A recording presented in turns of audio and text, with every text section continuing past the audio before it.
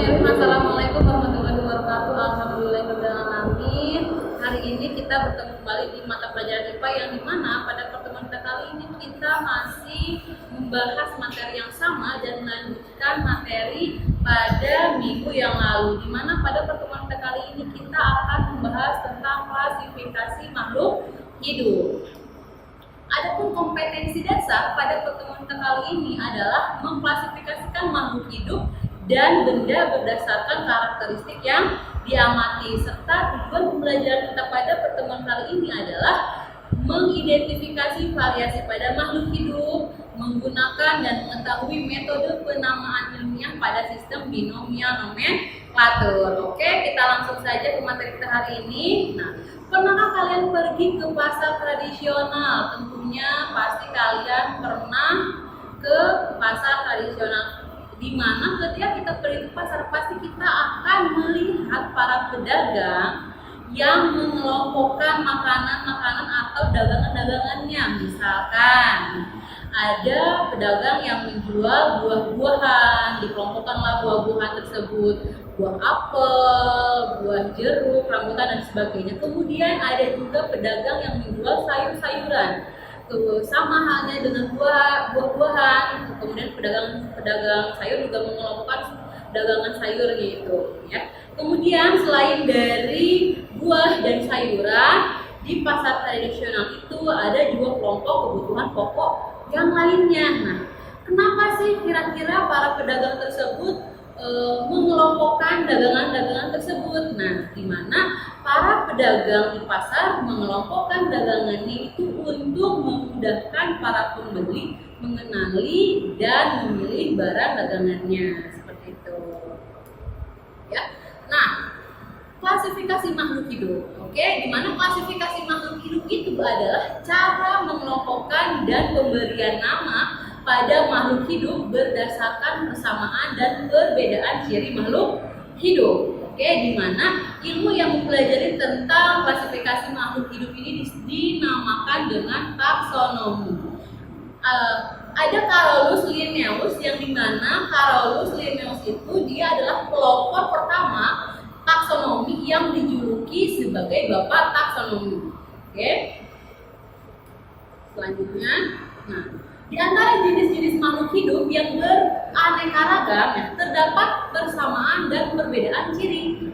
Misalkan kita perhatikan nih, pohon atau tumbuhan kentang dan tumbuhan padi, yang dimana pada tumbuhan kentang dan padi ini dia memiliki akar, batang, daun sejati serta menghasilkan buah dan juga biji. Tetapi selain dari persamaan tersebut, ada juga nih perbedaan dari tumbuhan kentang dan juga tumbuhan padi. Nah, di mana perbedaan itu dapat kita lihat dari organ akar, batang dan daun, di mana kentang ini termasuk ke dalam tumbuhan dikotil, yang dimana akarnya itu berupa akar tunggal, sedangkan padi tumbuhan monokotil yang mempunyai akar serabut. Selanjutnya, kentang kalau dilihat dari batangnya, kentang tidak beruas-ruas, sedangkan padi batangnya itu dia beruas dengan jelas gitu ya.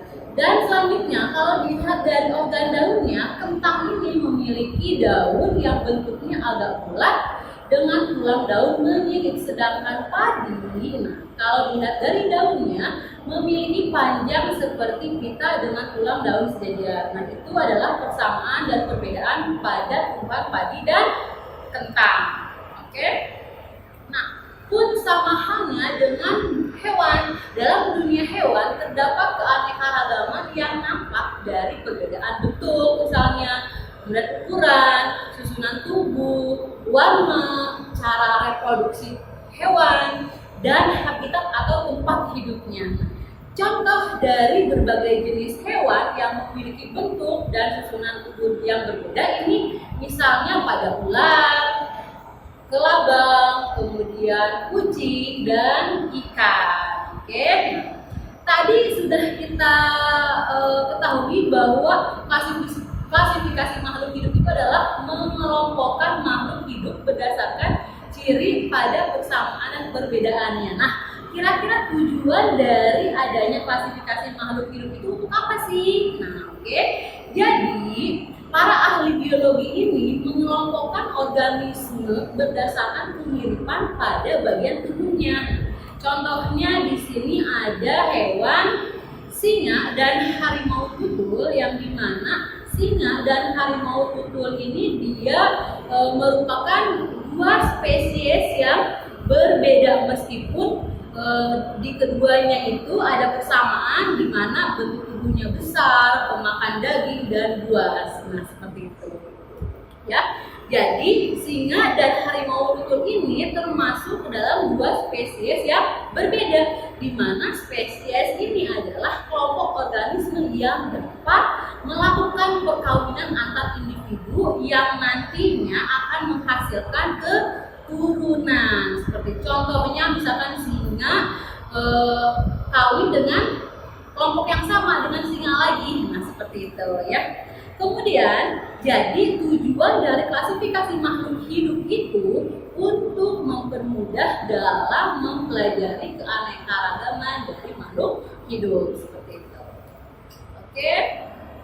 Nah, makhluk hidup yang mempunyai ciri yang sama itu dikelompokkan dalam satu kelompok. Contohnya, misalkan ada ayam yang dikelompokkan dalam satu kelompok dengan burung. Karena ayam dan burung ini misalkan memiliki persamaan seperti tubuhnya ditutupi oleh bulu, kemudian bernafas dengan paru-paru, kemudian berparu dan juga mempunyai 4 ruang jantung ya. Terlihat gambar dari ayam dan juga burung. Nah, apabila dalam satu kelompok ditemukan perbedaan ciri makhluk hidup, maka makhluk hidup tersebut dipisahkan menjadi spesies yang lebih kecil lagi, seperti itu ya.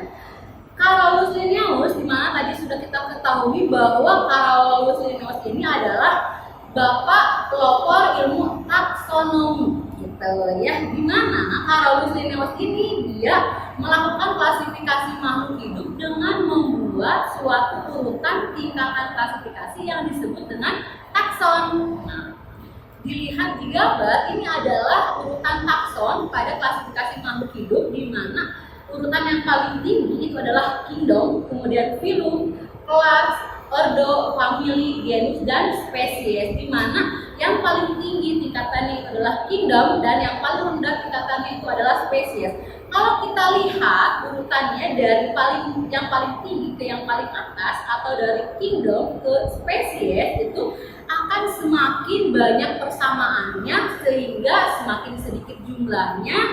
Nah, semakin dekat pula kekerabatannya. Sebaliknya, kalau kita lihat dari yang paling rendah dari spesies ke atas ke kingdom akan terlihat semakin sedikit persamaannya dan semakin banyak jumlahnya. Pun dengan kekerabatannya akan semakin jauh, seperti itu. Oke, nah ini adalah susunan takson dalam klasifikasi hewan dan juga tumbuhan, di mana urutan takson dalam klasifikasi hewan yang paling tinggi itu adalah kingdom, kerajaan, kemudian ada phylum, ada kelas, ada ordo atau bangsa, kemudian ada family atau disebut juga dengan keluarga atau suku, kemudian ada genus atau marga, dan yang paling rendah adalah spesies atau jenis. Pada urutan takson dalam tumbuhan juga sama, tetapi yang berbeda itu adalah phylum dan divisi. Jadi kalau urutan takson pada tumbuhan itu menggunakan divisi, kalau pada hewan itu menggunakan phylum. Oke, seperti yang terlihat di layar ya. Oke.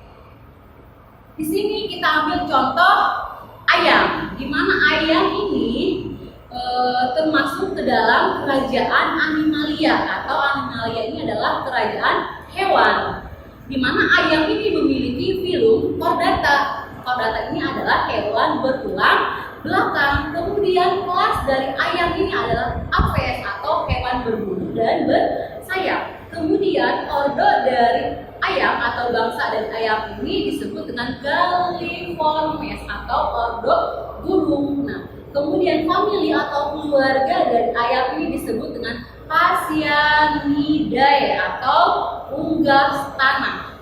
Kemudian genus yang dimiliki oleh ayam disebut dengan dengan galus atau unggas peliharaan, dan spesies dari ayam ini adalah G. galus atau galus ayam, yang dimana subspesies dari ayam ini adalah G. domesticus atau istilah dari ayam peliharaan, seperti itu ya. Oke.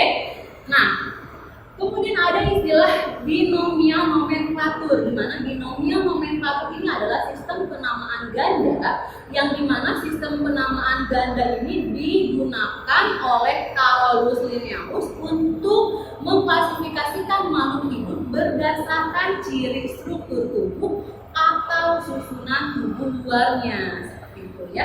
Di mana aturan penamaan dalam klasifikasi makhluk hidup atau dalam sistem binomial nomenklatur ini terdiri dari yang pertama, aturannya makhluk hidup memiliki nama jenis spesies yang terdiri dari dua kata Latin. Oke, kata yang pertama itu menunjukkan genus dan kata yang kedua itu menunjukkan spesies. Nah, kemudian aturan yang ketiga itu adalah penulisan kata pertama itu harus diawali dengan huruf besar atau kapital, dan kata kedua penulisannya diawali dengan huruf kecil. Kemudian aturan yang keempat ini adalah penulisan nama ilmiah makhluk hidup itu harus dicetak sendiri atau digaris bawahi.